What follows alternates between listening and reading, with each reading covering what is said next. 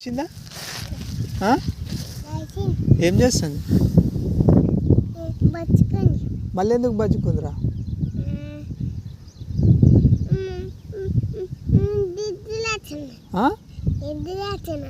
ఏమొస్తుంది? నిద్ర వస్తుంది అంటున్నా. స్కూల్కి పోదా? ఎందుకు కాదు? మరి నువ్వు పోతే ఏమవుతారా స్కూల్కి? పోరా. ఏంటిది ఇది?